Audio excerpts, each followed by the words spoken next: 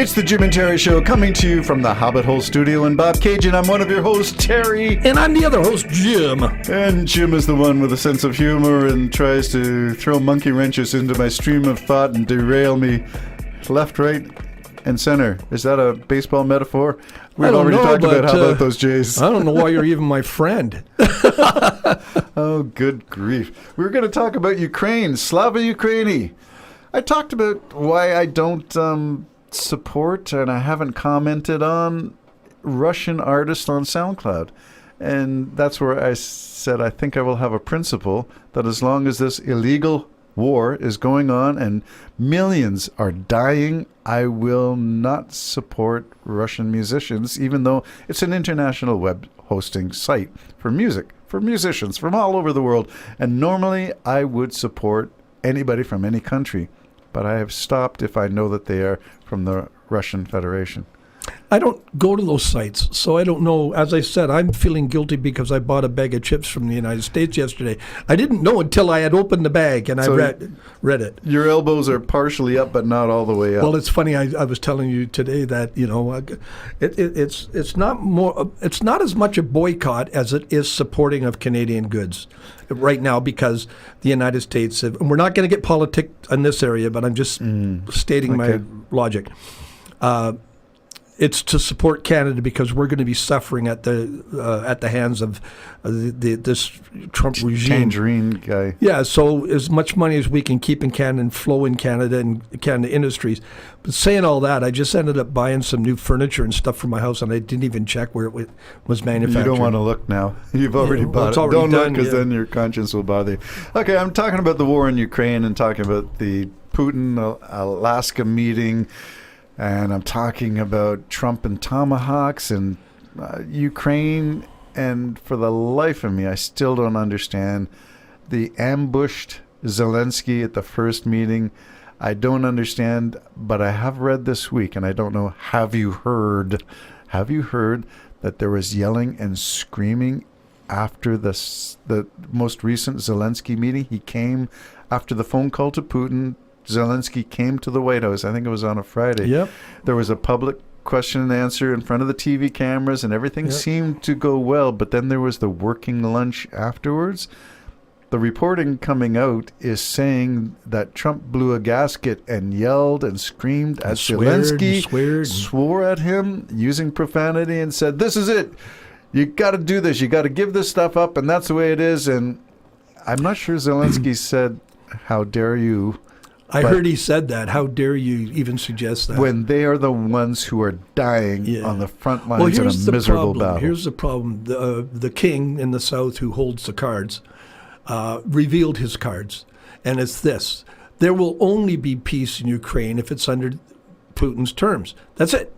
And Trump's job is to convince Zelensky, while taking credit for that peace, to do exactly the will of Putin. That's why Putin said you should have the Peace Prize. For what? For nothing. There's absolutely nothing. He only wants the Peace Prize because he wants to be the best president ever there was, and Obama got one. Well, the Peace Prize is the vanity project that Trump. I've solved 8. Yeah. I've solved 7. Well, I had a conversation with a family member who has a mission in the. I think it's in Uganda, but he was talking about Rwanda and Congo and saying there is no peace there. Trump takes credit for peace. There's no peace. There's no peace at all. So, again, each one of these, India, Pakistan, there is no peace. I don't get it. So getting back to Ukraine, Trump's given up because he can't convince Zelensky to do the will of Putin. Right. And so, and I'm still convinced that Putin's got something on Trump. I'm convinced of it. And whether it's Melania, the rumors has it she was originally put into the United States through Russia and introduced to Trump through Epstein. There's something going on. And because Trump is going against his allies, he's going against everybody in order to please Putin. And he was going to give Tomahawk missiles to Ukraine.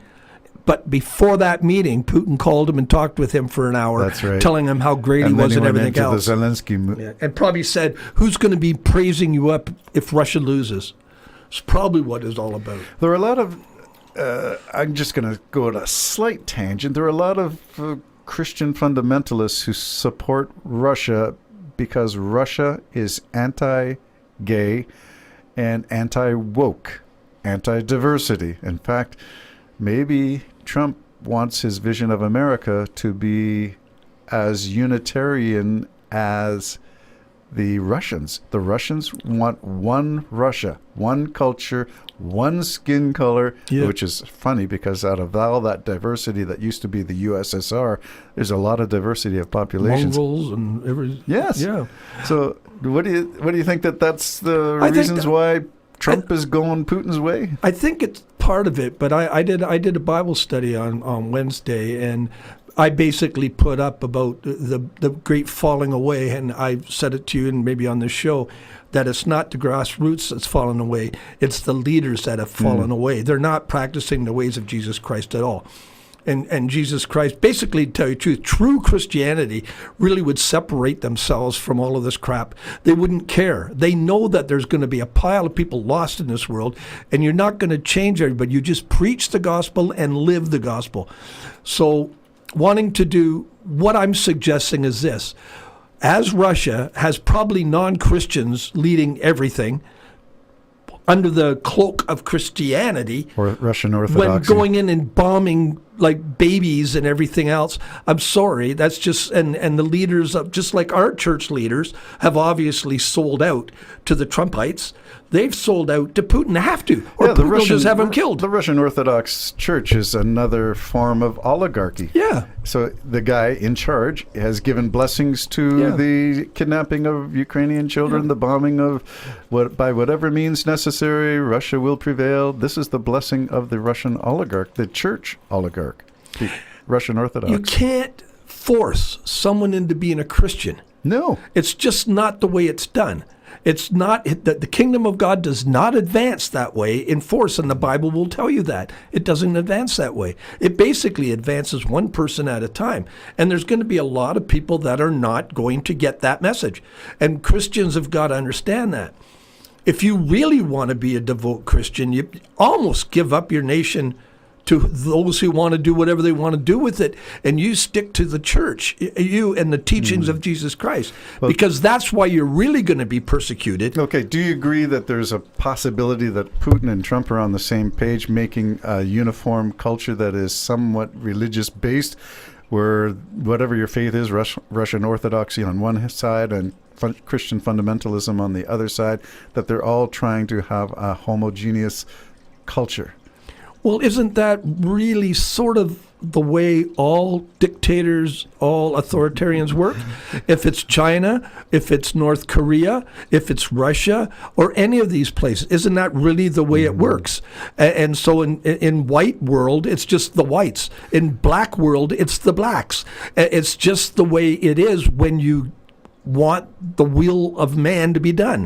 And unfortunately, the blindness of it all is you will destroy your entire nation trying to do something that can't be done.